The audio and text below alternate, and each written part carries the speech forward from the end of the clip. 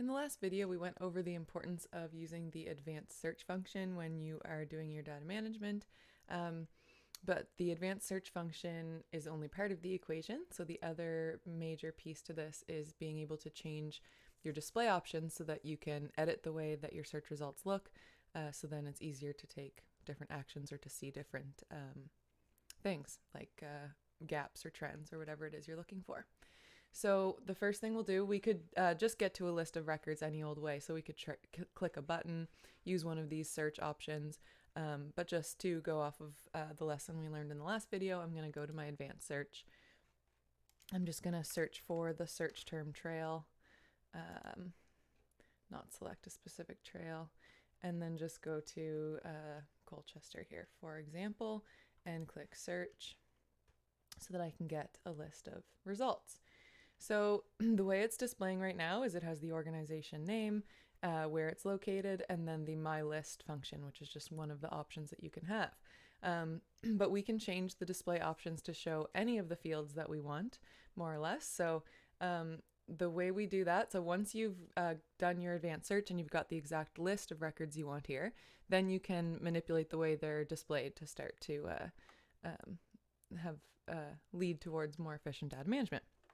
So the way we do this is by clicking Change Display Options. So if we open that up, you can see this little dialog box here that opens up for you to view.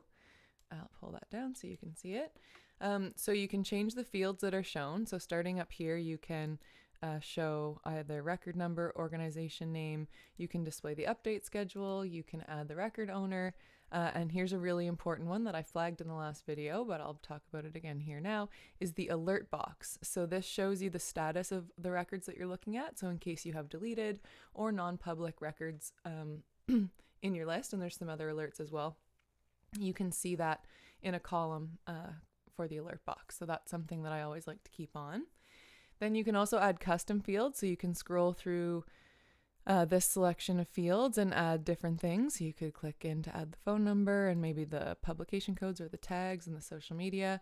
So I'm adding a lot of stuff here, so might be pretty messy when we see the final product. But so you add whatever you need for your purposes, so whatever you're looking at.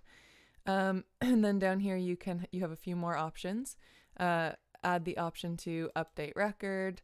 You can add on mail form, have a checkbox option. So that is how we make bulk changes, which we're going to learn about in the next video. But for now, just know that that's how we enable the ability to take action on groups of records at once. You can click on email update request, and that adds a field for that. And the update publications field. So I'm just going to turn them all on so we can see what they're. It's going to be a great big huge table. So you can also see here that I have used table format checked on. If I check that off, it'll be in a different format, which I'll show in a second. But for now, I'm just going to leave it on because it's the way that I prefer to see them. And then you can also order your results. So you can either order them right now, see how it's ordering what looks like alphabetical for location. So that's because this is highlighted to located in for order by. And you can switch to ascending or descending. So that would be descending alphabetical, and that's ascending alphabetical. But I could sort by any of these other options, or I could also click custom and then sort by any one of these options, which are the same ones in the other list of fields. So I'm just going to do it alphabetical by org name this time. And then I'm going to hit update display. So again, this is going to show a great big chart. It might be a little bit wild to look at, but we'll just see what happens here.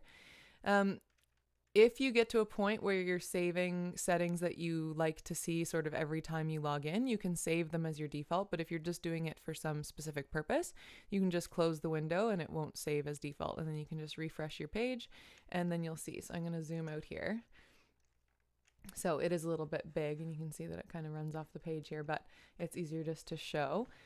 So I've still got my table format here. So my headings are up above and then there's columns of information and each row is a different opportunity. So there's lots of clickable stuff here that you can interact with.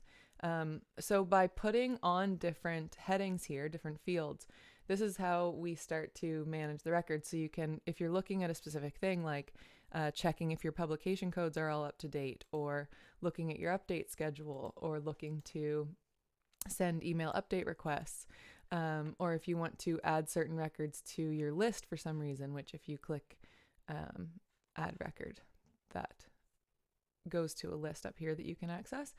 So there's all sorts of data management tools here within the change display option. So when you turn a certain field or a feature on in your display options, it gives you a whole bunch of new abilities and functionality. So it does just take some getting used to. So turning on the features and seeing what they do and just playing around.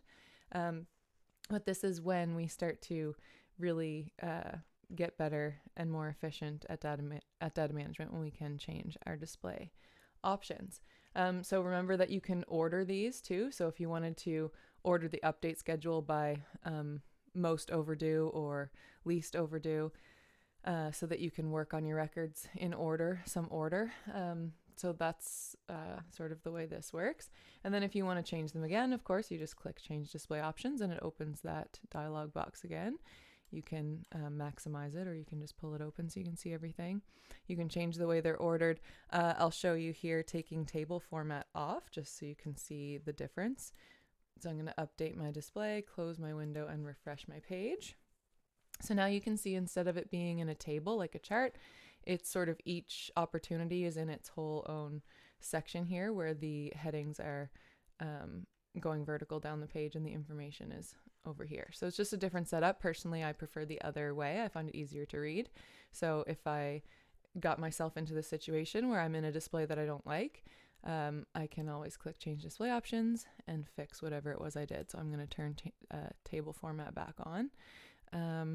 Yeah, and then I could take some of these off if I found that it was getting a little bit too busy, or I can change these to whatever I want. So if I wanted to review which of my records didn't have logos to see if there was any that I could add, I could add the logo field and then update my display, close the window, refresh the page, and now I can go through, and now the logo field's there, and I can take a look and see which records are missing logos. And again, I could order it by logo, so then I could see all the ones that are missing one at the top. If I ordered it by ascending. So lots of different ways. I could talk about it all day, all the different ways that you could use this, but the best way to do it is to just come up with a purpose in mind, something that you want to do to check your records, and then figure out how the advanced search and the display options can work together to get you the best list of records and to view them in the best possible way for your purposes.